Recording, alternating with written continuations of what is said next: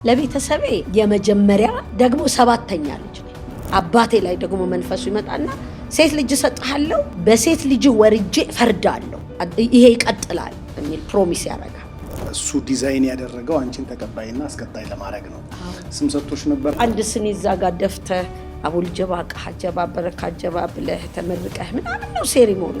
የፈረቀሳውን እኔ ይዤ እሄዳለሁ፣ አንቺ ለግሸን ማርያም ተሳይ። እሱን ትቼው ስወጣ እዚህ የገባሁበት ቦታ አይናገር አይጋገር አያዝ። ከኔ አባት ጋር ከመጣላት ከዓለም ጋር መጣላት ነው ሰው የሚመርጥና 10 ቀን ደርሶ ሞቼ ኢየሱስ ቆሞ እስኪቀበለኝ እኔ ጮክያለሁ። ገላይን ታጥቤ ጨርሼ ካላረኩት ፌንት እንደማረግ እንዲዘ ርዟን አውልቃ ነው ተብሎ ቶሎ ይደረግልኛል። ከበሮ ስመታ ተወኝ አልኩ። በቃ ለዋለሁ። አዲሱ ሚካኤል ደግሞ ዋና አጋፋሪ ነኝ እኔ። አባባም ሲሄዱ በክብር ራጉኤልም ሚካኤልም ሲሄዱ አባባ በክብር ነው የሚገቡት። ታወቃል። በቃ ይሳማል። እሳቸው ሲመጡ ሰው ካለፉ በኋላ ራሱ እንደዚህ አድርጎ ሰው ይቀባል። 8 ሰዓት ሰው ታሞ እንደዚህ በሸክም ይመጣል። አያትሽ ማለት ነው? አባቴ በሚካኤል ስም ነው ይወቀጣቸዋል። ዶሮ እንደዚህ ስስ እንደዚህ ያለው አይገዛም። ድርብ ያለው ነው ተፈልጎ። ገብስማ ምናምን ስሞቹን አሁን ረስቻቸዋለሁ። እንደሱ ተብሎ ነው የሚገዛውና ለዛ ለመግዛት እጥፍ ብር ሁላ ይከፈላል። ካለዛ ይታመማል። በእኔ ፈረስ ነው የሚቀለደው። የዛሬ ዓመት ተጠብቀኝ ታምናለህ? በአመቱ ሲነገራል እጅ እግር የሌለው ልጅ ወልዳ በመርፌ ሊያስገደሉ በአንድ አመት ወይ የጥቅምት ገብርኤል ኦር ደግሞ የሐምሌ ገብርኤል እሄዳለሁ። ካልተወሰድኩ እንደምታመም ይታወቃል። በጥንቃቄ ነው የሚሄደው፣ አይቀርምም። ያቺ ጊዜ የእርሱ ቃል ያልተፈጸመበት ለመጀመሪያ ጊዜ የመጀመሪያው ምዕራፍ ከጌታ ጋር እንድትጣበቂ ለእናትሽም ምስክርነት በጣም ለአንቺም በጣም አባትሽ ምናምን ቢላ እንደዚህ መንፈሱ መጣ። ተኛው በር ተዘጋና ቢላ ምትተልክ ክሊየር ስለኝ በቃ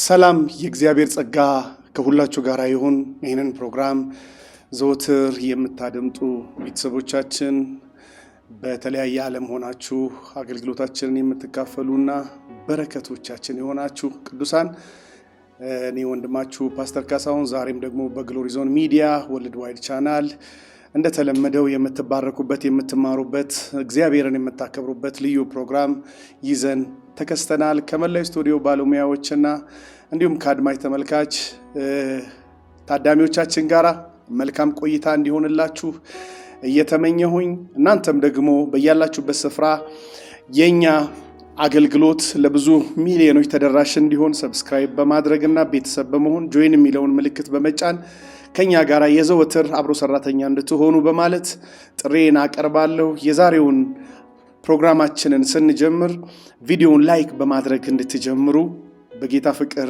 አበረታታችኋለሁ፣ ጠይቃችኋለሁ። ጸጋ ይብዛላችሁ።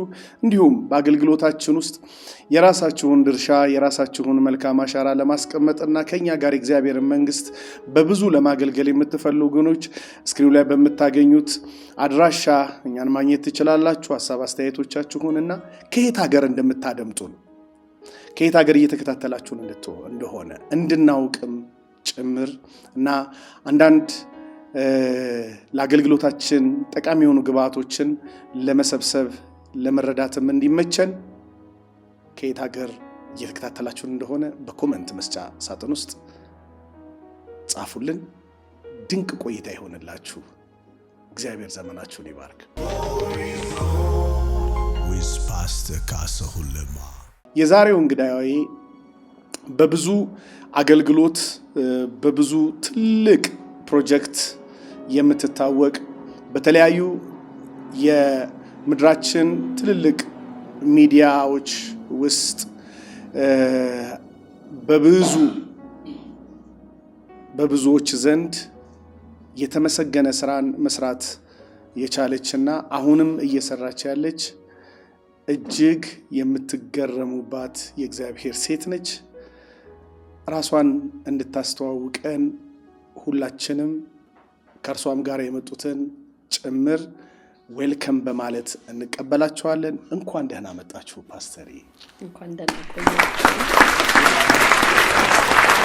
እንግዲህ ከወዲህ በኩል ፓስተር አንቺ ያለሽ፣ ከወዲያ በኩል ደግሞ ሌሎች ጥንዶች ከወዲያ በኩል እነሆ ተከስተዋል። ዛሬ ሰፋ ባለ ሁኔታ ስቱዲዮአችን አንዴ በዚህኛው በኩል አንዴ በዛኛው በኩል እያለ እየሄደ እንግዲህ ዝግጅታችንን እናደርጋለን። ፓስተር እስኪ ስለራስሽ በራስሽ አንደበት ለአድማጭ ተመልካቾቻችን ራስሽን አስተዋውቂልን።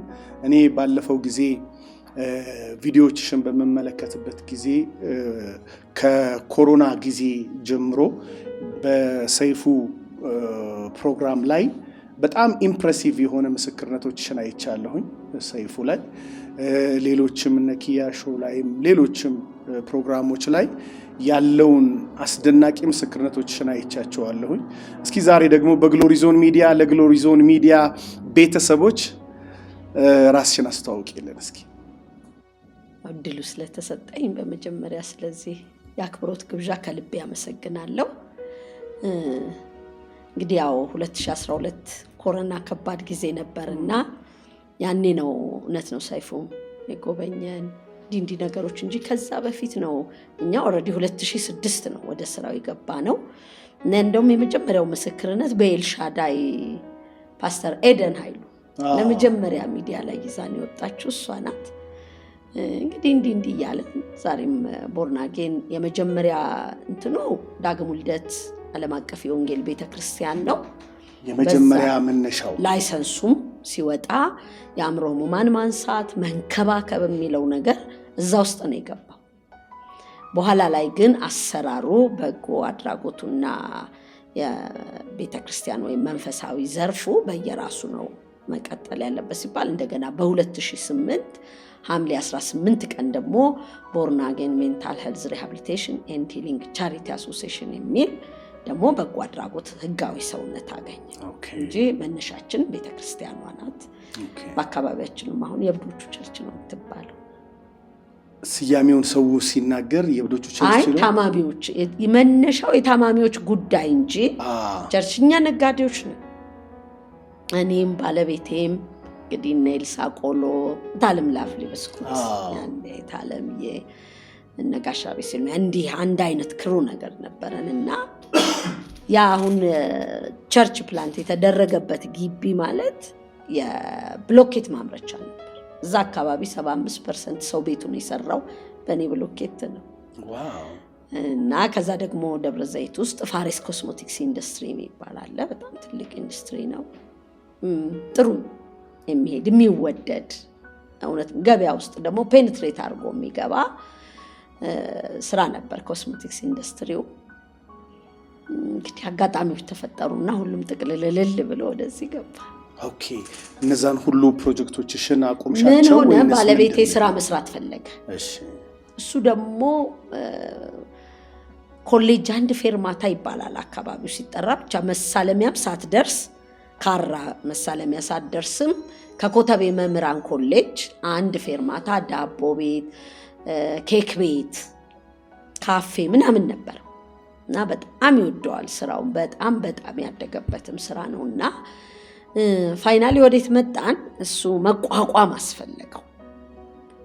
ሲያስፈልገው የኔ ብሎኬቱን አልተውኩም እንጂ በተለይ ኮስሞቲክስ መኪኖቹም ሮ ማቴሪያሎች ማሽነሪዎች በሙሉ ተሽጠው ለሱ ግብአቶንና እሱ ዳቦ ስለሚያመርት ዱቄት ፋብሪካ መክፈት ፈለገ።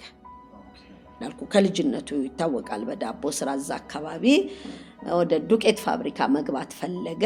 ያለን እኔ ጋር የነበሩም እሱ ጋር ያሉም ነገሮች ወደ ገንዘብ ተቀይረው እሱ ዱቄት ፋብሪካ እንዲከፍት እና በአንድ ቃል ጥቅልላል። መኪና የለም ምን የለም ሁሉ ነገር ልጅ ብቻ ነው ያልሸጠው እንጂ ያለን ነገር ወደ ገንዘብ የሚቀየር ነገር ሁሉ ቀይረን የገባ ነው።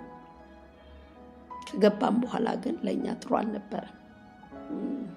ቻሌንጅ ገጠመን። ጌታ በጣም ይናገር ነበር። ያው ለኛ ነው የሚገባንና ተዘጋጁ የኔ ሰልፍ ነው የሚል ነገር ነው የምሰማውና አይገባንም። እኛ መነገር መሸጥ ነው በቃ ወደዚህ ቀይረህ ምን ልጅ ሆነ። እሱም በዛ ህይወት ነው ያሳለፈው። ግን አንድ ጉዳይ ተፈጠረ።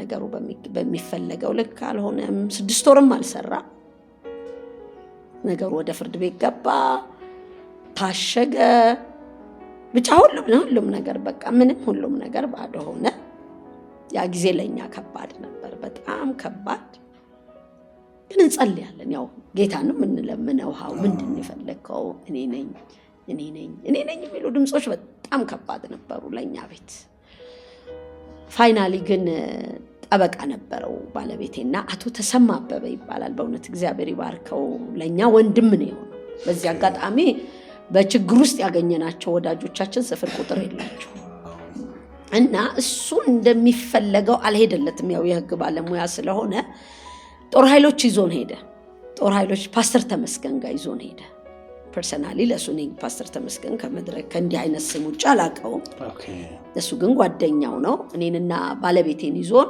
ጦር ኃይሎች ይዞን ሄደ እና በቃ ግራ ገብቶት ነው እሱ በዚህ የፍትሐ ብሔር ጉዳይ አለ በዚህ የወንጀል ኬዝ አለ ብቻ የጦዘ ባለቤቴ አርብ ቀን ይወሰድና ሰኞ ይለቀቃል አርብ ቀን ይወሰዳል ብቻ ለኛ ቤት በጣም ከባድ ከምነግርህ በላይ በጣም ከባድ ነበር በሁሉ አቅጣጫ 3 ልጅ ወልደናል ከባድ ነበር ብቻ ለማብራራት ይዞን ሄደ የኛ ቤት ኃላፊነት ሙሉ ለሙሉ እዚህ ሰው ላይ ወደቀ ነገርየው ጥብቅና ነው ሰዎች ሄደው ነው እነዚህ ልጆች እኛ ናቃቸዋለን ከመስራት ውጭ አጀንዳ የላቸው ስለዚህ አንተ ጠበቃ እንድትሆናቸው ፈልገናል ነው የተባለውና በእውነት እግዚአብሔር ያክብረው እሱንም ቤተሰቡንም ቃላት የለኝ ቃላት ከልቤ ነው የምነግርህና በዓል ሲደርስ ለሱ ቤት በግ ሲገዛ ለኛም ቤት በግ ይገዛል ግን እኮ ጠበቃ ነው የሚትኑና ያን ጊዜ ፓስተር ተመስገን ጋር ይዞን ሄደ እንዲጸልይልን ማለት ነው እና እኛ ፈለግን ምንድነው የእግዚአብሔር ሐሳብ የሚለው እኔ ባለቤቴ እሱ ሆነን የገባ ነው ያው ፓስተር ተመስገን ተጫዋች ነገር ነው ተጫዋወትንና ወደ ጸሎት ተባለ ወዲያው ጸሎቱ ስንገባ ስሚ የኔ እህት ስሚ የሰራዊት ጌታ እግዚአብሔር በቦታሽ ላይ አሁን ከባለቤት ጋር ብትሆን በቦታችሁ ላይ ብዬ ነው የምናገረው የለም የዛን ቀን ያው ፓስተር ተመስገንም ስላልና በቦታሽ ላይ መሰዊያ አርጊ የሰራዊት ጌታ እግዚአብሔር በዚያ መሰዊያ ስር ንጹህ ምንጭ አፈልቃለሁ እኔ ገጠር ልጅ ነኝ የተረጋገጠ ምንጭና ያልተረጋገጠ ምንጭ አውቃለሁ ያልተረጋገጠ ንጹህ ምንጭ አለ በዚያ ምንጭ ስሜ በዓለም ሁሉ ላይ ይጠራል ብሎሻል ጨርሻለሁ አለ እኛ ሄድነው አጀንዳ ሌላ ነው እኛ እንደዚህ ነው ፈርድልሃለሁ ወይ ሰጣለሁ ወይ whatever ብቻ ይሁን ምንም የለም ጨርሻለሁ አለ ለአቶ ተሰማን በጣም ከባድ ነበር ማለት ኬዙን ያዘው ወንጀሉን ይሄንንም እሱ ነው 10 ሳንቲም ለወንጀል ኬዝ 10 ሳንቲም አልጠየቀም በነፃ ነው ያገለገለን እግዚአብሔር ይባርከው ሁሌም እሱ ተው ይሄ የፍርድ ቤቱን ትተህ የእውቀቱን የኛ ቤት ኃላፊነት ትልቋ ልጄ ያኔ ከኬጂ ወደ ግሬድ የሚተላለፉበት ጊዜ ሁለተኛው ልጄ ይመጣና ጋሼ በቃ ኬክ አንተም ብታመጣ ጋሼ ያመጣ ነው የሚባለው በቃ በኬክ ማምጣት ተመዝግቧል በፍየል በበግ በማር የእውነትም ጠበቃ ቡላ ከልብኮ የዳውሮ ሰው ከክፍለ ሀገር ቡላ ከመጣ እንደዚህ ተሰንጥቆ ነው እኛ ቤት የሚመጣው ቆጮ ከመጣ ተሰንጥቆ ነው የሚመጣው እና ማንንም ሰው ቢያመጣ የኔ ልጆች ጋሼ ያመጣ ነው የሚታወቀው ስፔሻሊ ኬዝ እንተ ኬክ ጋሼ ነው አመጣ የሚባለው እንጂ የሌላ ሰው አይመዘገበም እና ቀረብ ይለውና ጋሼ ያለው አቤት ማራናታ ትባላለች ትልቋ ልጄ ማራናታ እኮ ልትመረቅ ነው እና ልብስም የላትም ኬክም የላትም አለው እኔ ወገቤ ሁለተኛው ልጄ ሐሳቡን በነፃነት የሚገልጥ ነው አሁን የአዲስ አበባ ዩኒቨርሲቲ የሁለተኛ ዓመት ተማሪ ነው እና ማራናታ እኮ ልብስም ኬክም የላትም አለው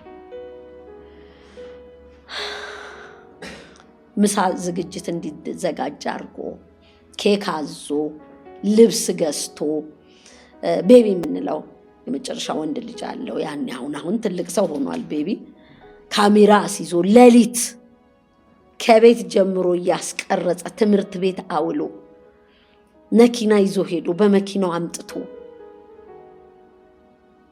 ምን አብራራለሁ እንግዲህ ነው እንግዲህ ገጠመን ግን እግዚአብሔር ለመልካም አረገው። እግዚአብሔር ይመስገን። እግዚአብሔር ይመስገን።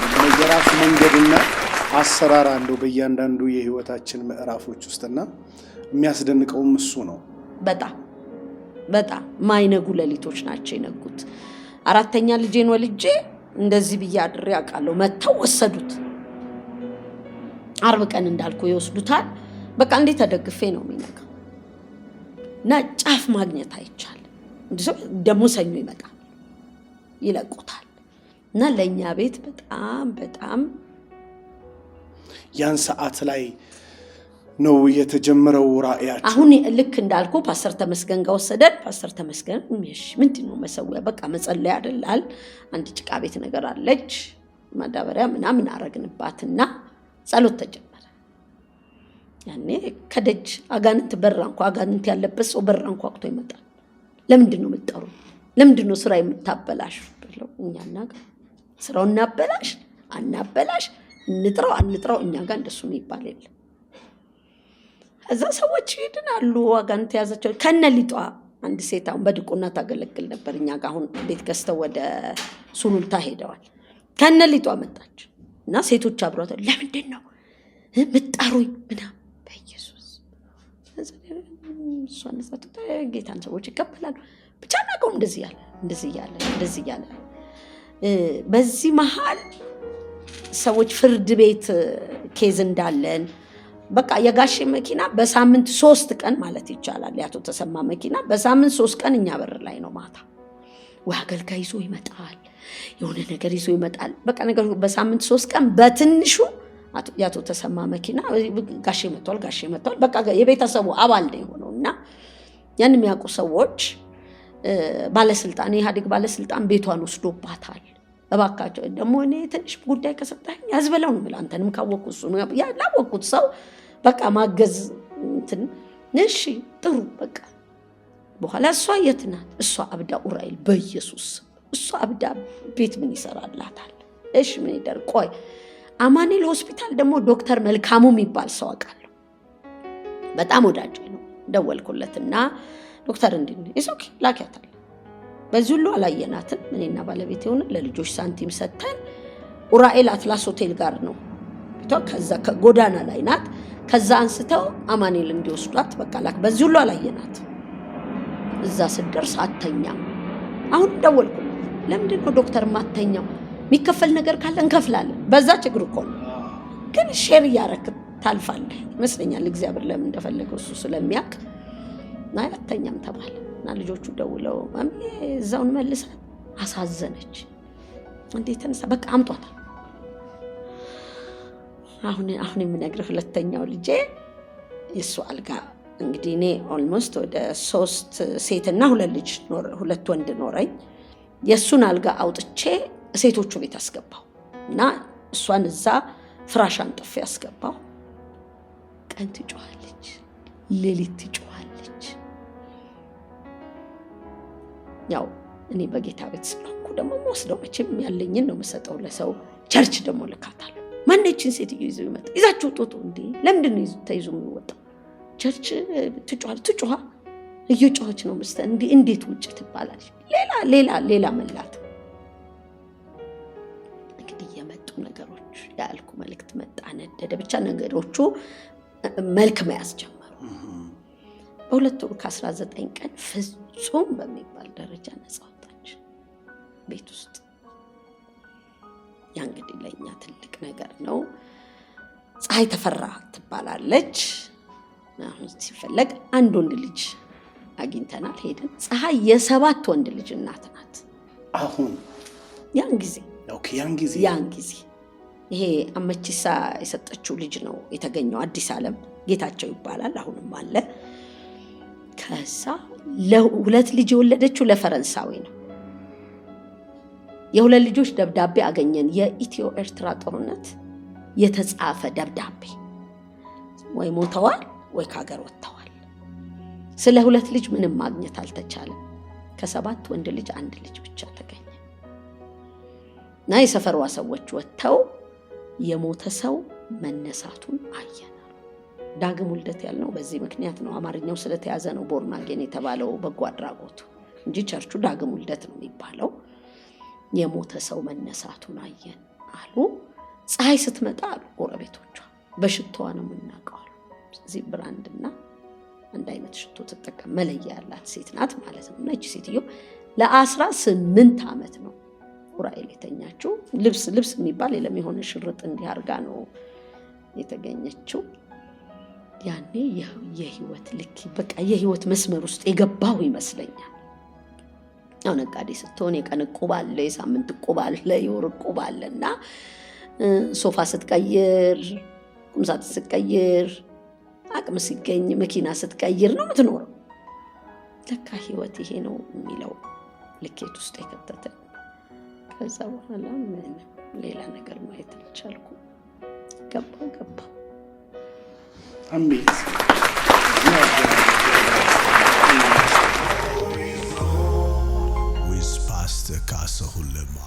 እንግዲህ ይሄ እግዚአብሔር በህይወታችን ውስጥ የሚያስባቸውን ሐሳቦች ዘላለማዊ ፈቃዱን የሚያስጀምርበት የተለያየ አይነት መንገዶች አሉት።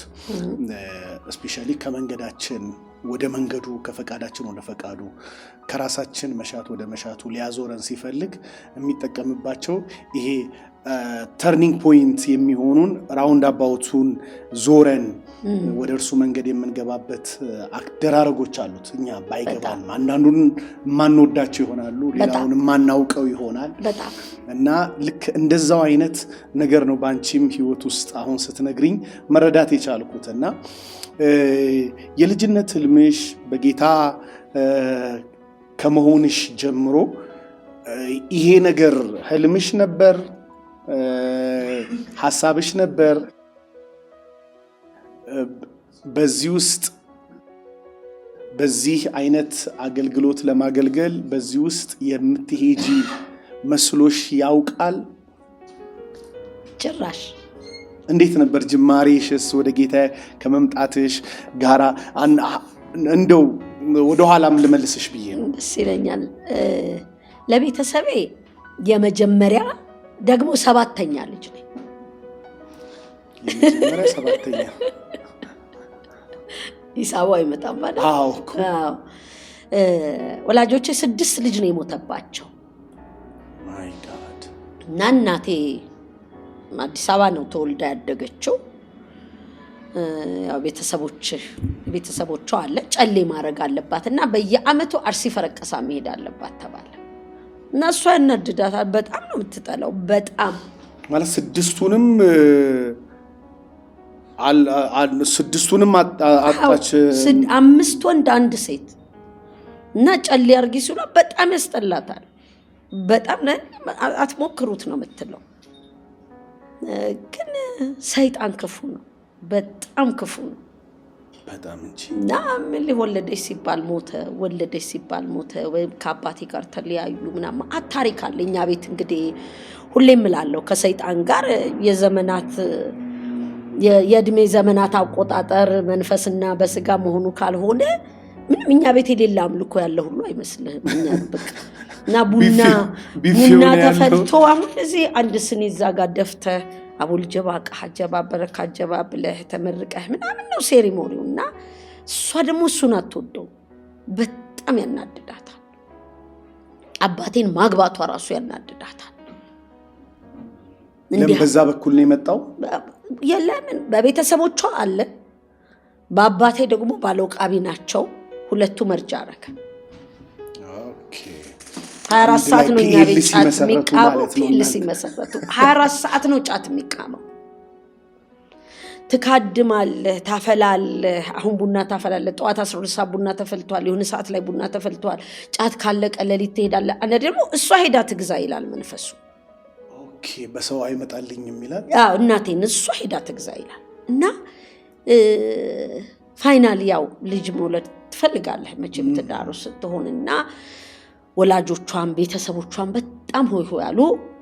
አያቴ የፈረቀሳውን እኔ ይዤ እሄዳለሁ፣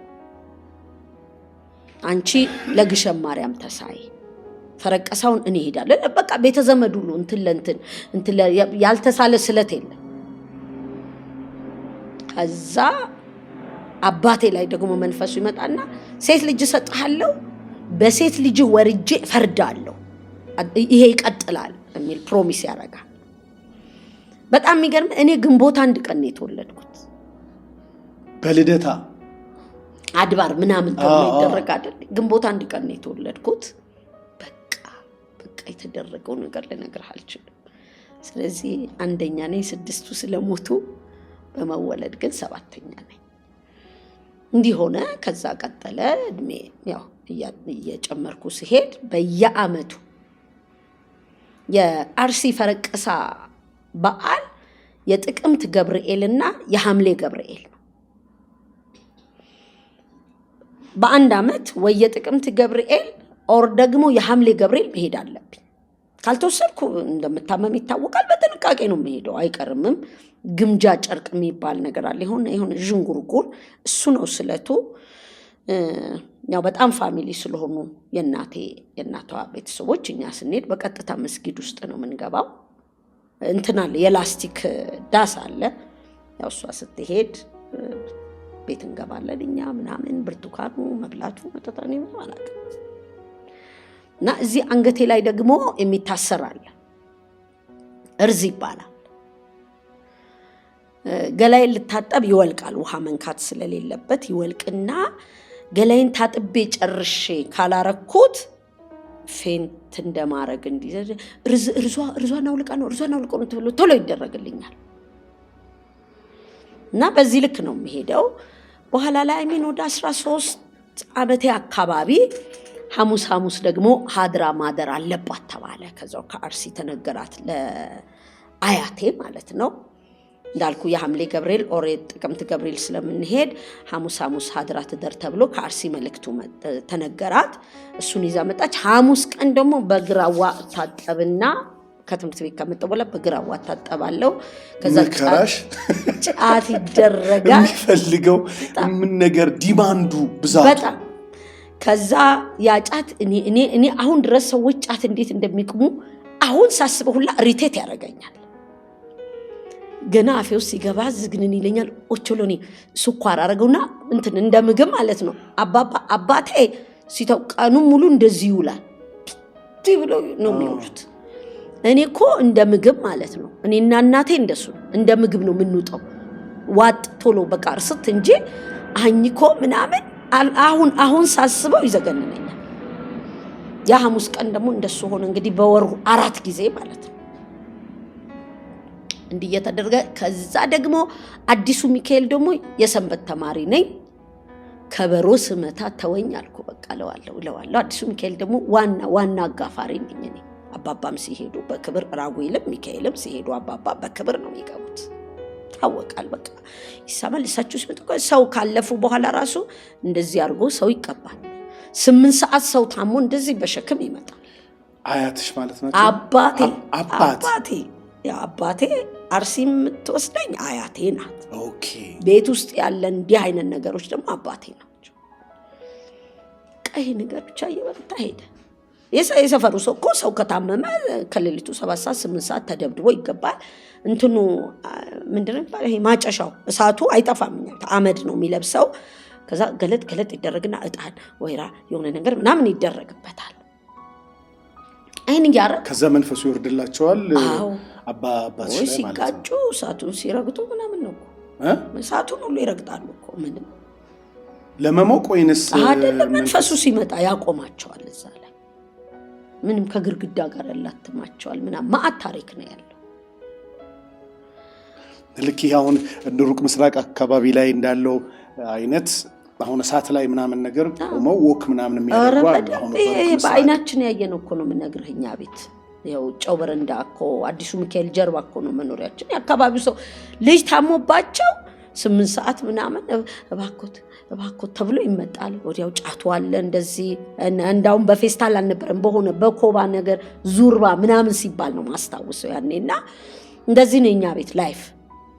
የሰኔ ሚካኤል የሆነ ምንድነው ምን በግ ተብሎ 1000 ብር የሚሸጥ በግ 3000 ብር ሊገዛ ይችላል። የሚፈለገው እዚህ ቡሃ ነው ግንባረ ምናምን ዶሮ እንደዚህ ስስ እንደዚህ ያለው አይገዛም።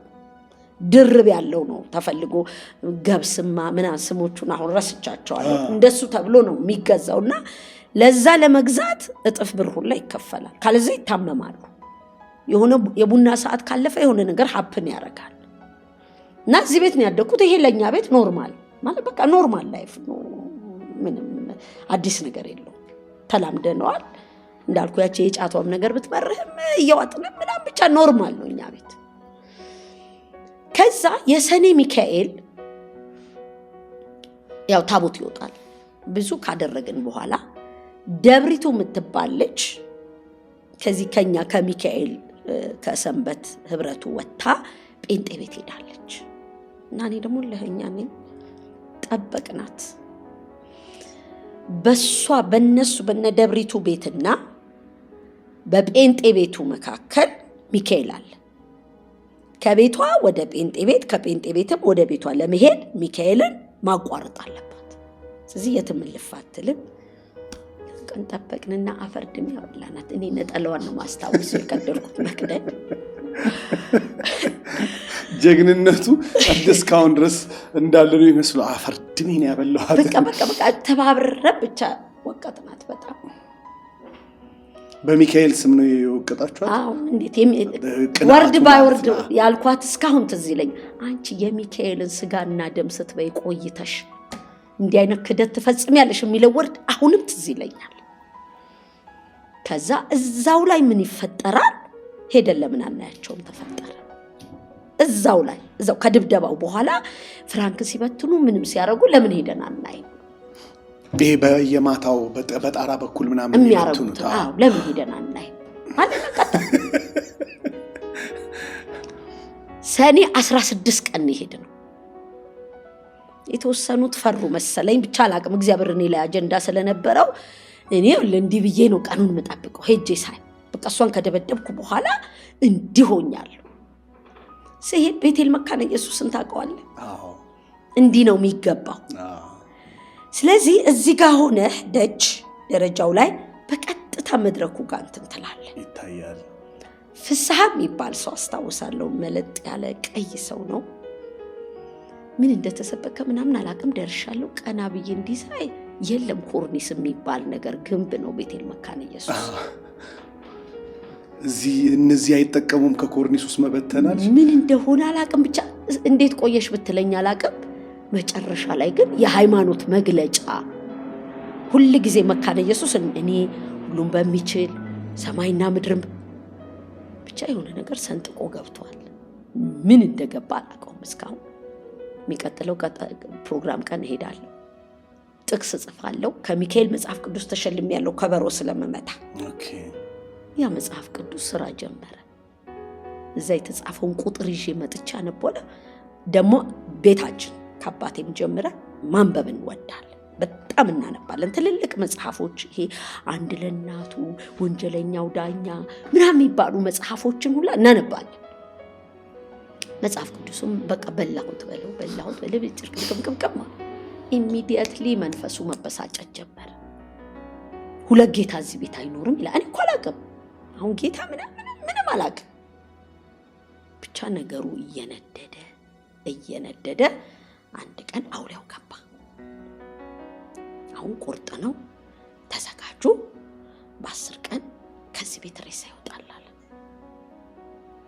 ማይ ላይፍ ደግሞ ያለው ሳይሳካ ቀርቶ አላውቅም። ይናገራል፣ ያደርጋል። ነገሩ አንዴ ምን ተፈጠረ መሰለ? በዚህ መሃል ልንገርህ። አባቷና እናቷ ባሏ ከሳውዲ አረቢያ ይመጣና ከእናቷ ጋራ አባባ ጋር ይመጣሉ እና ሽንት መቆጣጠር አትችልም ይባላል። በቁመቷ ልክ ብራና አምጦ ይባላል። በቁመቷ ልክ ተለክታ ብራና መጣ። ያ በጀርባውም በፊቱም በቀይም በሰማያዊም ሲጻፍበት ቆየ። ከደፈረች አንገቷ ላይ እንደኔ ማለት ተለቅ ስል በብር ተደርጎ እዚህ ጋር ተደረገ። ያው ሼም ያስይዝሃል። ካልደፈረች ደግሞ እሷ ብቻ የምትንተራሰው ትራስ ላይ ይደረግ አለ መንፈሱ ማለት ነው። እሺ አሉ፣ ሄዱ። ሴትዮዋ ምን ብትሳል ጥሩ ነው እንግዲህ በጣም ተቸግራለች ይመስለኛል። መኪና ትሳላለች። እኔ መኪና ፕሮሰስ ከባድ ይመስለኛል። እንግዲህ ምን እንደገጠማት አላውቅም። መኪናው ይቀርልህና በቃ ሳውዲ አረቢያው ላከች። የሻንጣ አይነት ሽቱ፣ ወርቁ፣ ሰዓቱ ምናምኑ መጣ እና እኛ ኢንጆይ እያደረግን ሻንጣ እየከፈትን ነው። ስለቱ ማለት ነው ቆመላት ተብሎ ኢሚዲየትሊ አውሊያው ገባና ከት ብሎ ሳቅ። አባባን አጋጨና በእኔ ፈረስ ነው የሚቀለደው። የዛሬውን አጋጭቶ ነው የሚያወራባቸው። አዎ አጋጭቶት ነው በቃ እንዲህ አድርጎና በእኔ ፈረስ ነው የሚቀለደው። የዛሬ ዓመት ተጠብቀኛል። ታምናለህ? በአመቱ ሲነገረን እጅ እግር የሌለው ልጅ ወልዳ በመርፌ ያስገደሉ ጌታ በኢየሱስ እና ይሄንን ነው ማቀ በጌታ በኢየሱስ ዲማንዱ ክፋቱ ሌላ አቅመኛ አይቻላል። አንድ ወንድም ሰሞኑን አግኝቼው ሃይማኖት ቀይሯል። በጣም በቃ የሚገርም አይነት ጭንቅላት ያለው ነው እና በጣም በብዙ ሃይማኖት ጠል ነው። ከዛ በኋላ ወደ አንድ ሃይማኖት ገባ እና ከዛ በኋላ እንዴት ነው ብሎ ጓደኛው ሲጠይቀው እንዲህ አረፍኩኛል። ጴንጤ ውስጥ እያለው እግዚአብሔር ይናገራል፣ ይገስጻል፣ የተለያየ አይነት ነገር ድምፁ ይመጣል በህልም ምናምን። ልክ አሁን እሱን ትቼው ስወጣ እዚህ የገባሁበት ቦታ አይናገር፣ አይጋገር፣ አያዝ። ስለዚህ ውጣ ኃይለኝ ግባ ኃይለኝ በቃ አያስፈራራኝ። ስለዚህ በሰላም መተኛት ጀመርኩኛል እና ኢቭን እንኳን የመናፍስቱ ዓለም የሚያወራበት የሚያደርግበት አቅም ራሱ ይሄ ሰዎች ምንም አቅም እንደሌለው አድርገው እንደ ኖርማል ነገር ነው የሚያስቡት። አይኖ ስልጣኑ የተሻረው በሌላ ስልጣን ስር ለገቡ ሰዎች ነው ብቻ በቃ እንጂ በእነርሱ ላይ ግን ሙሉ ኃይል ኢየሱስን እንኳን አይቶ ይሄ ሁሉ ለኔ ተሰጥቶኛል እሰጥሃለሁ እስከ ማለት የደረሰ ነው። በጣም የሚገርም ነው የምትነግረኝ ነገር። እና ልጅቷ እጅ የሌለው እግር የሌለው ምናምን አድርጎ አመጣው። ወለደች፣ አስገደሉት። ያው አፉ በሉኝ ይባላል። አፉ በሉኝ ምናምን አይነት ፕሮሰስ ተካሄደና እንዳልኩ ይሄን እያየው ነው ያደግኩት። ነገ 7 ሰዓት ጠብቀኝ ካለ ሰው ወጋኝ ብሎ ይሞታል ተብሏል። ሰማለሁ ሞቱ እንዲህ ተፈጠረ፣ ጥላ ወጊ ወጋው ምናምን ይባላልና ነገርኩ። በቃ ከኔ አባት ጋር ከመጣላት ከዓለም ጋር መጣላት ነው ሰው የሚመርጠው። ከዓለም ሁሉ ጋር በደቂቃ ቢጣላ ነው የሚመርጠውና ይሄ ነገር እየከረረ መጣ። እኔም ከመጽሐፉ ጋር ፍቅር እያያዘኝ መጣ። እንዳልኩ አውሊያው ገባና ግን 10 ቀን እናቴን ትስላታል። 6 ልጅ የሞተባት እናት አሁን ምንቱን 15-16 ዓመት የደረሰች ልጅ ማለት ነው ልትቀነጠስ ነው። እና እንደዚህ ቤታችን የበረንዳው መግቢያ ሳሎኑ መኝታ ቤቱ እንደዚህ ሆኖ ድንጋይ እንደዚህ ይዛ መጣች ተንበርክካ። አንድ ጊዜ ወይፈን ነው ያው ሞት ጋር ሲደርስ አንድ ጊዜ ብቻ አፉ ተባይ እኔ ጴንጤ ቤት አልከለክልሽ። ከዛ እኔ ምን ባነብ ጥሩ ነው እስጢፋኖስ በድንጋይ ተወገረ። በቃ እኔ 10 ቀን ደርሶ ደግሞ ኢየሱስ ቆሞ ይቀበለኛል ብዬ ግጥም እና 10 ቀን ደርሶ ሞቼ ኢየሱስ ቆሞ እስኪቀበለኝ እኔ ቾክያለሁ። በቃ በዚህ ነው ግጥም። በቃ እኔ መሞት ነው ያድናል የሚባል አላነበብኩም መጽሐፍ ቅዱስ ውስጥ። ያድነኛል ብዬም እምነት የለኝም። ግን እርግጥ ያልኩትኝ ቆሞ ይቀበለኛል። እስጢፋኖስን ቆሞ ተቀብሎታል። ደግሞ ሳነብ እንግዲህ መንፈስ ቅዱስ እንዴት እንደሚመራ ስለሚያውቅ እስጢፋኖስን ቆሞ ተቀብሎታል፣ እኔንም ይቀበለኛል። በቃ 10 ቀኑን እንደ እንትን ነው በቃ ምጠብቅ። የምር ታመምኩ። የምር በቃ ህመም የሚባለው የመጨረሻ ደረጃ ነው የምነግርህ። 1 ሲኒ ውሃ ከጠጣው 2 ሲኒ ሆኖ ይወጣል እና በአፍንጫዬ ሁሉ ቮሚት ያደርገኛል። እና አቅም እያጣሁ ግን ቀኑ በደረሰ ቁጥር ኢየሱስ ቆሞ እንኳን ደህና መጣሽ ሲለኝ ስሄድ እናቴ ቀድማ ሞተች በለው አቃታት። እሷ ናት በጣም በዚህ መሃል በጣም የተጎዳችው እናቴ ናት። በጣም ከምነግርህ በላይ አባቴ መንፈሱ ላለው ነገር ጉዳይም እንደ እረድ ቢላቸውም የሚያርዱ ይመስለኛል ያቸው ማለት። እሷ ግን በጣም ተጎዳች፣ በጣም ከምነግርህ በላይ። እንደዛውም ቀኑ እየደረሰ መጣ። ልክ 9ኛው ቀን ላይ ፌንት አደረገ። ራሴን ሳትኩ። ምናልባት ካስታወስከው ፍሉሃ አካባቢ ኖብል የሚባል ክሊኒክ ነበረ እና ዶክተር ኤልያስ ስቲል ባየው በዛ መልክ እማቀው ይመስለኛል። ተወሰድኩ። እዛ ስወሰድ ስቱል አምጡ ተባለ። ከየት ይምጣ ስቱል? ብዙ ቀን ቮሚት ላይ ነኛል። የለም እኮ እንደ በግላብ ግቡ አላቸው። ሰማለሁ። እንደዛም ሆኜ እዛ ነርሶቹ በግላብ ገብተው ሲያወጡ ፉል አስካሪስ ሙሉን ወስፋት ነው ተባለ። ምናልባት ያን ጊዜ ካስታወስክ እንግዲህ የቆየ ነው። 95 ሳንቲም 3 ኪኒን ይሸጣል። የሆነ ሽሯማ ሮዝ የሚመስል ሽሯማ ነገርና 3ቱም ኪኒኒ አንዴ ነው የሚዋጣው። ይወጣል እኮ ግድ የለም የተረፈው ይበቃል አለ። ወዲያው ማታው ነው እሱ ተደረገው። ዋጥኩኝ። በ10ኛው ቀን ንንጃ 5-6 ፓስታ ይሆናል ከውስጥ ይወጣው። ይወጣል ማብቂያ የለው ማብቂያ። በመጨረሻ አሁን እሱ ነው እንደው ሁሌም ሳስበው ትዝም አይለኝ። የተልባ ይሁን የሽሮ ፍትፍት ይሁን አላስታውስም፣ ግን ፍትፍት ነገር በላው አይወጣም። በበላው ቁጥር ብርትት አልኩ። 11ኛው ቀን ጤናማ ለመጀመሪያ ጊዜ ያለው የፈረሰበት ቀን ማይ ጋድ። የዛን ቀን እናቴ እንዲህ አለች። ደስ አላት እንዳልኩ። እሷ ጨሌ ማድረግ ሳትፈልግ ነው በቃ ለልጅ ብላ ስም ያለች።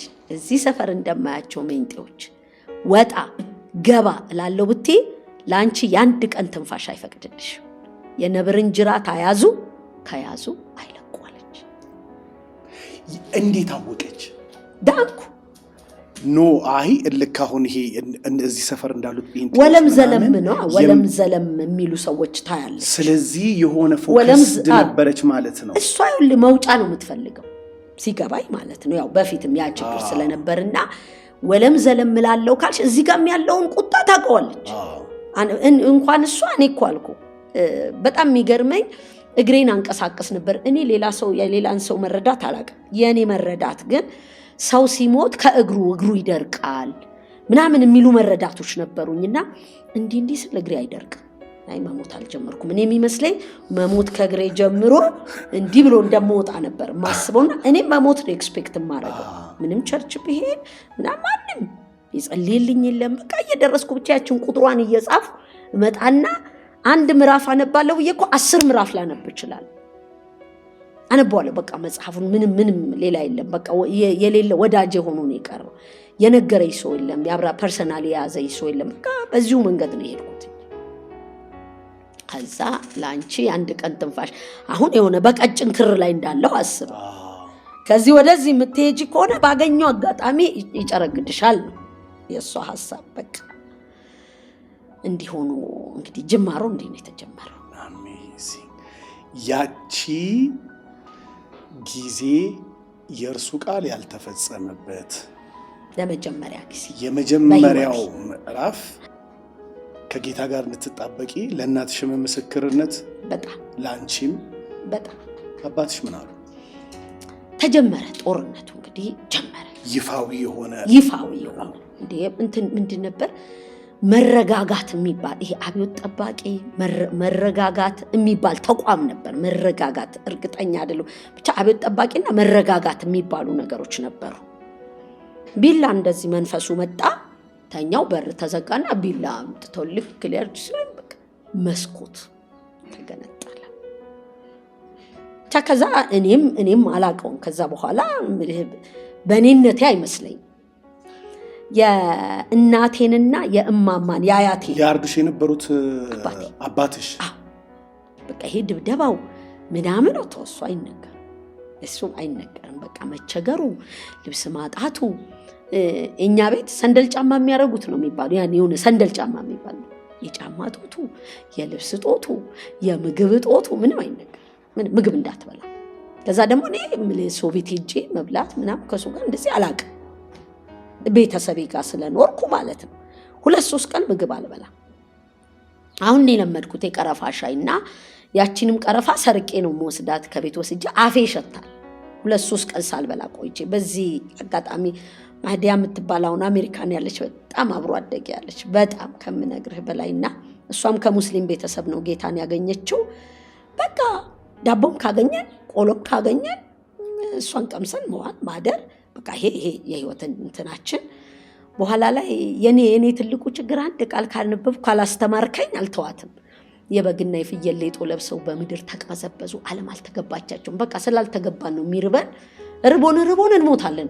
ስለዚህ ከሞትን ወደ ሀገራችን እንሄዳለን። ሆነ አቋማችን ወደዚህ መጣ። ወደ ሀገራችን የሚለው ነገር የተሰመረበት እውነት ሆነ እና ሀገር አለን እንሄዳለን።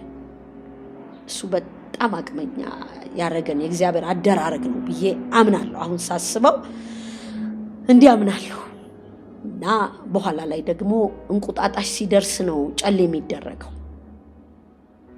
ልክ እንቁጣጣሽ እየደረሰ ደግሞ 7 ቀን ጾም ጸሎት ይዤ የማማንም የእናቴንም ጨሌ ጋዝ አፍስሼ ደግሞ አነደድኩት።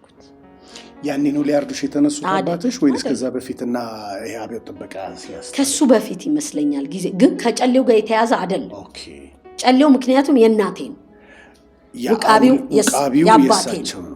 ስለዚህ ብዙ እንትን አይደሉ። ይሄኛውም የራሱ ሰልፍ ያኛውም የራሱ ሰልፍ፣ ሁለቱም በተለያየ ጊዜ በሚፈልጉት አቅጣጫ ነው የሚመጡት። በጣም ከዛ ነደድኩትና እነዚህ አማኞቹ ደግሞ በፍጹም እነሱ ካላመኑ እኮ ልክ አይደለም፣ ሊጎዳቸው ይችላል። እኔ ደግሞ ምን አንብቤያለሁ? እመን እንጂ አንተን ቤተሰብ የሚድናል ተብሎ አንብቤያለሁ። በቃ እንደሱ ነው የምጣበቅበት። ችግሩ እኔ በቀላሉ ይሄ ፍሌክሲብል አይደለሁ። የምትነግረኝ ሰው ከነገርከኝም አንዴ ከዚህ መጽሐፍ ጋር ተዋድጃለሁ። መጽሐፉ ላይ አድርገህ ካልነገርከኝ በስተቀር በሰው ሐሳብ ደግሞ ይሻላል። አንድ ጆአለው ያ ቀን ቅንጬ ተቀነጨ ምናምን ሴሪሞኒ ሁሉ ተደርጎ ስትፈለግ ከየት ትምጣ ጨሌዋ አይለችም። አያቴ እቤቷ አይለችም ጨሌዋ፣ እናቴ እቤቷ አይለችም ጨሌዋ። አገር ቀለጠ። ይቺ ሲሰርቋት እንኳን ማትል እንኳን ሌላውን ልታስጥል እላለሁ። አንዳንዱ ንግግሬን እንዴት እንደሆነ እኔም በውል አላውቀውም፣ ልሰልጥኝም አይደለም። ብቻ አገሩ ነደደ። አውሊያው ሲገባ እሷ ናት ያቃጠለችው አለ። በቃ ጦርነቱ እንዳልኩ በዚህ መሃል በጣም እየከፋ ሄደ። እንግዲህ ተቀባይ ስለነበርሽ እሱ ዲዛይን ያደረገው አንቺን ተቀባይና አስቀጣይ ለማድረግ ነው። ስም ሰጥቶሽ ነበር። አብዛኛውን ጊዜ እንደሱ አይነት የእንቱፍታ ስም የሚሰጥ የእናት ፋንታ ነው። የእንቱፍታ ስም ያንቺ የእንቱፍታ ስም የእናት ፋንታ ነው። ኖርማሉን ማን ያወጣልሽ? እሱኑ የእናት ፋንታን ፋንቱ አሉት ለማሳጠን እንጂ በዚሁ መጠሪያ ያደረጉት። በዚሁ የእናት ፋንታ የሚለው ፋንቱ አርገው ቆረጡትና ፋንቱ አርገው ለመጠሪያ እንትን እንዳይል አርገው እንጂ ያንኑ የእንቱፍታ ስም ነው ሌጋል ስም እንዲሆን የተደረገው። ከዛ በቃ ቀጠለ እንዳልኩ ጦርነቱ ምንም ማቋረጫ። ወደ ጌታ ከመጣሽ በኋላ እሱን ስም ለመቀየር ምናምን አሁን ኪያ ተብሎ የተቀየረው በዚህ ምክንያት ነው። ሌጋሊ በህጋዊ መንገድ ነው የተቀየረው። እና የእናቴ ቤተሰቦች ኖርማሊ ኪያ እያሉ ይጠሩ ስለነበር እሱ ቢሆን ይሻላል። ለምን በዚሁ አጋጣሚ ላይ ልክ እንዲህ አይነት ነገር የመናፍስቱን ዓለም እንግዲህ አሰራሮች ብዙ አውቃቸዋለሁኝ። እንግዲህ በዴሊቨረንስ አገልግሎት ውስጥ ረጅሙን ዓመት እንግዲህ ከኦርቶዶክስ ከወጣን 35 ዓመት አካባቢ ሆነን የታድሶ እንቅስቃሴ እና በእነዚህ ውስጥ ብዙ በዴሊቨረንስ አገልግሎት ውስጥ ስላለፍኩኝ እንደዚህ አይነት የእንቱፍታ ስም አሰጣጥ ስያሜዎች የሚያመጡት መከተል በጣም ከዛ ያንን ላይን ይዞት እንዴት እንደሚመጣና እንዴት ብዙ አይነት ዲስትራክሽን እንደሚፈጥር በሰዎች ህይወት ውስጥ ወደ ጌታ ከተመለሱ በኋላ እንኳን የስፒሪቹዋል ዲስኮኔክሽን ወይም የመለያያ ጸሎትና ትክክለኛ የሆነ የለውጥ ምዕራፍ ውስጥ ካልገቡ እየተከተለ እንዴት እንደሚያጠቃቸው አውቃለሁኝ እና ብዙዎች በአገልግሎት ውስጥ አይቻለሁና ለዛ ነው ይሄንን ቃለ መጠይቅ ወይም ቆይታ የሚሰሙ ሰዎች በእንዲህ አይነት ሁኔታ ውስጥ ሲያልፉ የእንቱፍታ ስማቸውን ከጠላት ዓለም ላይ ብሬክ ካላደረጉት ወይም ካልሰበሩት ወይም ሲሪየስሊ ካልጸለዩ በህይወታቸው ውስጥ ብዙ የሆነ አታኪንግን እንደሚፈጠር ማወቅ አለባቸው እና ያንን ነገር በዚሁ አጋጣሚ ልነግራቸው ስለፈለኩኝ ነው ጣልቃ የገባሁት። ጎ ሄድ። ከዛ እንዲሆነ እንዳልኩ እንግዲህ ችግሮቹ እየበረቱ ቢመጡም እንደ መልህቅ እግዚአብሔርን የያዘበት ነገር ቢኖር አገሬ ሰማይ ቃኔ ሰማይ ይመጣል፣ ድንገት ይወስደኛ። አንዳንድ ሰዎች አሁን ሁሌ ይመጣል እንደዚህ። የመጀመሪያ ልጄ ዘንድሮ 22 ዓመቷ ነው። ማራናታ ነው ስሙ። እና ምን ይናፍቅሻል? በቃ ጌታ ይመጣል ነው የምነግርህ ነገር። ከዛ በኋላ ግን ሌላው መላተም ደግሞ ወደ ቸርች መጣ። ቤቴል መካነ ኢየሱስ ነው የቀጠልኩት። ከዛ ምን አነበብኩ? እነዚህ ብቻ ናቸው በግ ወደሚሄድበት የሚሄዱ የሚዘምሩ ከሴት ጋር ያረከሱ ድንግሎች መቶ እንዲህ ነሽ በቃ አያም ጃንደረባ አልኩ። ደግሞ ከዛለት አንተንም ካገኘው ጃንደረባው ከበጉ ጋር እንድዘምር፣ እኔ ከበጉ ጋር እንድዘምር ሌላ ሪዝን የለኝ። 60-70 ሰው ይዝልሃል። ቤቴል መካነ ኢየሱስ ውስጥ ያው ያውቃሉ እንግዲህ ቄስ በላይነህ በተለይ ወንጌላዊ ወርቁ በጣም የቅርቤ ነው። በዚህ አጋጣሚ ዛሬ ለደረስኩበት መድረስ ትልቅ አስተዋጽኦ ያደረጉ እና እኔ በጥባጭ ከዛ ደግሞ በጥባጭ እኔ በጥባጭ እንደሆንኩ አላውቅም። እኔ የገባኝ ያነበብነው ለምን መሬት አይወርድም ነው ማለት ነው። ሲበሉና ሲጠጡ ሲያገቡና ሲጋቡ የጥፋት ውሃ ድንገት እንደመጣ፣ ስለዚህ ለምን ተጋቡ ትላላችሁ? የጥፋት ውሃ ድንገት ሲጋቡ ይመጣል ይመጣል። ስለዚህ ይጋቡ የሚለውን ተውና ተዘጋጁ። ባገኘሁት አጋጣሚ እኔ ተዘጋጁ ነው የሚቀለኝ። የጋብቻ ትምህርት የሚማር ከሆነ ቸርች ውስጥ ወይ በቃ በጠብጠዋለሁ። የጥፋት ውሃ ይመጣል። ቄስ አያሌው ደግሞ በጣም ይገርመኛል። ቢሮ ይዞኝ ገብቶ ጥያቄን አስረስቶኝ እወጣለሁ። ብቻ አላቀውም። ፋይናሊ ወዴት ተመጣ? ብራንች ነበራት ቤቴል መካነ ኢየሱስ ወደ ሳምባ ነቀርሳ አካባቢ። እዛ እኔ ተፈራ ገላይ የምንባል ልጆች እዛ ይመደቡ ተባለ። ተቀሌ ሳምባ ነቀርሳ ልጆች ይባላል፣ ኃይለኞች ናቸው ይባላሉ። ምንም እንገባለን። እሺ በቃ ኑሮ ተውኩ በለው። በቃ ኑሮ ተውኩ። መጸለይ ነው። እንዴት አጋንንት ወንበር ላይ አይቀመጥም። ብቻ የሆነ ነገር ስንጨምር የሆነ ነገር ስንል ሰዎች በመንፈስ ቅዱስ ምንም የቱ እንደምነግራ በቃ መነንን ማታ ቆሎ በልተን ልንተኛ እንችላለን። በዚህ አጋጣሚ አዲስ አበባ ገነት ቸርች በጣም እግዚአብሔር ይባርካቸውና ቲሙ እየተቀጣጠለ መጣ እና የኛ ቲም በየቀኑ አዲስ ሐሳብ ይዤ እመጣለሁ እና አዲስ ሐሳብ ይዤ ስመጣ ደግሞ እሰማለሁ። በጣም የሚገርመኝ እስኪ ተኙ፣ ወንድ ሴት አብሮ ተኝቶ ተፈተንኩ ካለ ሲኦል ቢገባ ይሻላል። ተኙ በልሳን እየጸለይን ይነጋል።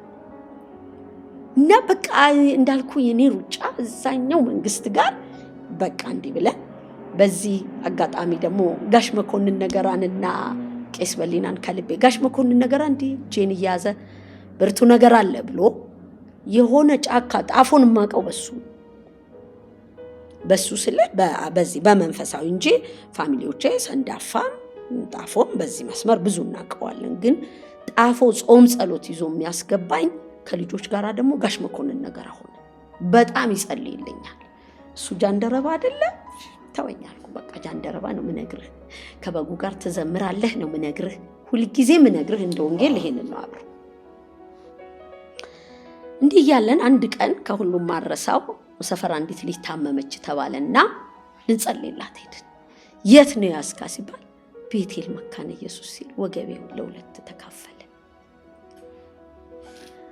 በሉ ቶሎ በሉ ካለዛ ምናምን ሲባል እስካሁን አይገባኝም።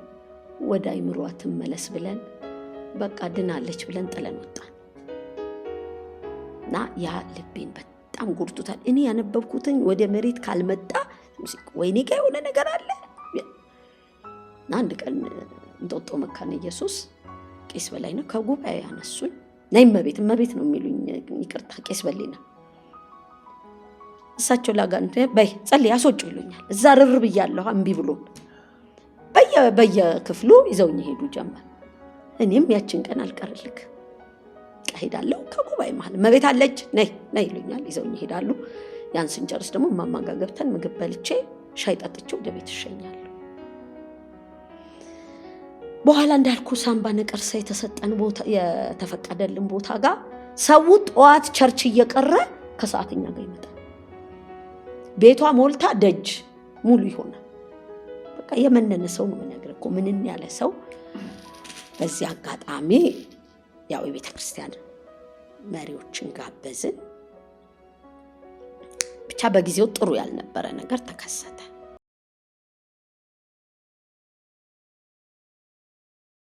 ሰላም የተወደዳችሁ ቅዱሳን የእግዚአብሔር ጸጋና ባርኮት ከእናንተ ጋር ይሁን። ይህ እንግዲህ የግሎሪ ዞን ሚዲያ ወርልድ ዋይድ ቻናል አገልግሎት ሲሆን በዚህ አገልግሎት ውስጥ ብዙዎቻችሁ እየተባረካችሁ እየተጠቀማችሁበት እንዳለ ከየምስክርነቶቻችሁ ይህንን ማግኘት ችለናል። እጅግ ደስተኞች ነን።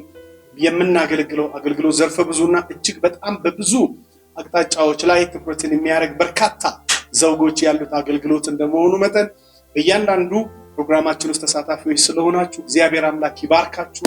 አሁንም ጨምሮ ደግሞ የበረከት ምክንያት ያደርጋችሁ ማለት እንወዳለን። ከዚህ ጋር ተያይዞ በቅርብ ጊዜ ውስጥ እግዚአብሔር አምላክ ቢረዳን ያሉንን እጅግ የቆዩና በብዙ አገልግሎት የደከሙ ካሜራዎቻችንንና የሳውንድ ሲስተማችንን የስቱዲዮ ሴታፓችንን በአጠቃላይ ለመቀየርና በመልካም እና እጅግ ጥራት ባለው በብዙ ደግሞ በምትደሰቱበትና ለብዙዎች በረከቱን በጠበቀ አደራረግና አሰራር ለመቀጠል እንድንችል አንድ ፕሮግራም አዘጋጅተናል። በአንድ ወር ጊዜ ውስጥ ካሜራዎቻችንንና የድምፅ መቅጃ መሳሪያዎቻችንን ላፕቶፖቻችንን ለማስተካከል እቅድ ይዘን ተነስተናልና በዚህ ውስጥ እንድታግዙን ይህንን ደግሞ በስክሪኑ ላይ የምታገኙትን የእርዳታ እና የልግስና ስጦታ ማበርከቻ መንገዳችሁን በመጠቀም በጎፈንድሚ፣ በሱፐር ስቲከር፣